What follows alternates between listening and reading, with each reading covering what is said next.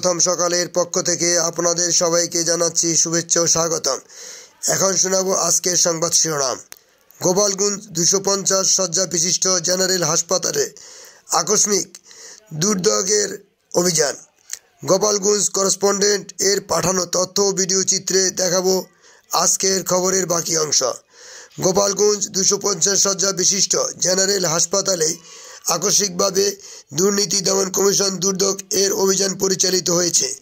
অদ্য বৃহস্পতিবার 19 ডিসেম্বর সকাল 9টা থেকে দুপুর 1টা পর্যন্ত গোপালগঞ্জ দুর্নীতি দমন কমিশনের উপপরিচালক মোহাম্মদ মশিউর রহমানের নেতৃত্বে সহকারী পরিচালক মিজান কুমার রায়, মোহাম্মদ সোহরাব হোসেন সোহেল, উপসহকারী পরিচালক আফসার উদ্দিন ও মোহাম্মদ আলামিন হোসেনের সমন্বয়ে গঠিত টিম গোপালগঞ্জ জেলা শহরে 250 শয্যা বিশিষ্ট জেনারেল হাসপাতালে সরজমিনে এনফোর্সমেন্ট অভিযান পরিচালনা করেন। অভিযানের শুরুতে সকাল 9টা থেকে 10টা পর্যন্ত গোপনে রোগী সেজে হাসপাতালে বিভিন্ন অনিয়মের ভিডিও ধারণ তথ্য সংগ্রহ করে দুর্যোগ পরিদর্শনকালে টিমের নিকট গোপালগঞ্জ 250 শয্যা বিশিষ্ট জেনারেল হাসপাতালে যে সকল অনিয়ম পরিলক্ষিত হয়েছে তা হলো বিপুল সংখ্যক রোগী চিকিৎসা সেবা প্রত্যাশী উপস্থিত থাকলেও বহির্বিভাগে অধিকাংশ চিকিৎসক ও কর্মচারী অনুপস্থিত ছিলেন, বিধায় রোগীরা কাঙ্ক্ষিত চিকিৎসা সেবা পাচ্ছিলেন না এই মর্মে প্রমাণ পাওয়া গেছে। কয়েকজন চিকিৎসক বিনা অনুমতিতে কর্মস্থলে অনুপস্থিত ছিলেন মর্মে তথ্য পাওয়া গেছে।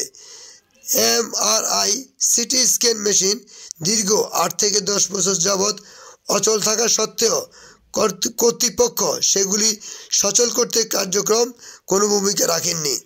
একটি সিন্ডিকেট ইচ্ছাকৃতভাবে সেগুলি মেরামত না করে রোগীদের অতিরিক্ত অর্থ ব্যয়ে বাইরের প্রাইভেট ডায়াগনস্টিক সেন্টারে সেবা নিতে বাধ্য করে চলছে জানা গেছে। এই বিষয়ে অধিকতর অনুসন্ধান চলমান রয়েছে। এক্স রে মেশিনের ফিল্ম না থাকায় বাহানার দীর্ঘ সময় এক্স রে করতে না পারায় সাধারণ রোগীরা সে সেবা থেকে বঞ্চিত হচ্ছেন। রোগীদের জন্য স্টোরে কম্বল থাকা সত্ত্বেও রোগীদের মাঝে তা বিতরণ না করায় শীতের প্রকোপে হাসপাতালে ভর্তি রোগীরা কষ্ট পাচ্ছেন মর্মে দেখা যায়। উৎকোচের বিনিময়ে রোগীর মেডিকেল টিমের সার্টিফিকেট বাণিজ্য জড়িত হাসপাতালের বেশ কয়েকজন সমন্বয়ে গঠিত সিন্ডিকেটের তথ্য সন্ধান পাওয়া গেছে। বিশেষ করে পুলিশ কেসে ভর্তি হওয়ার রোগী বা তার স্বজনদের নিকট থেকে 5,000 থেকে 50,000 টাকা ঘুষ নিয়ে মেডিকেল সনদ বাণিজ্য হচ্ছে মর্মে প্রমাণ পাওয়া গেছে।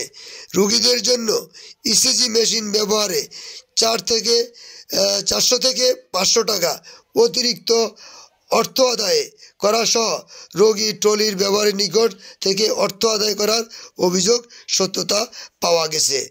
এ সময় গোপালগঞ্জের আলোচিত গোপা GR 338/24 মামলায় বাক প্রতিবন্ধী শিক্ষার্থী শান্ত শিকদার 14 হত্যা চেষ্টায় মামলায় উক্ত হাসপাতালে জমাদার পদে কর্মরত সোহেল শেখের বিরুদ্ধে উৎকোচের বিনিময়ে পুলিশ কেস সংক্রান্ত মেডিকেল সনদ পরিবর্তনের ফলে গোপালগঞ্জ GR 338/24 মামলার বাদী ক্ষতিগ্রস্ত ভুক্তভোগীর মা হ্যাপি বেগম সহ বেশ কয়েকজন উপস্থিত থেকে দুর্যোগ কর্মকর্তাদের নিকট গুরুত্বপূর্ণ তথ্য ও বিভিন্ন প্রমাণাদি সরবরাহ করেন।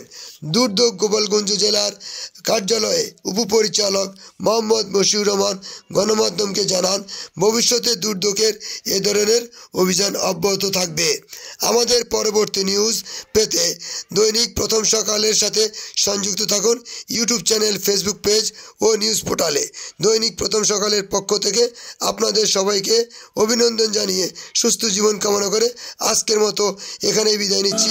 আল্লাহ।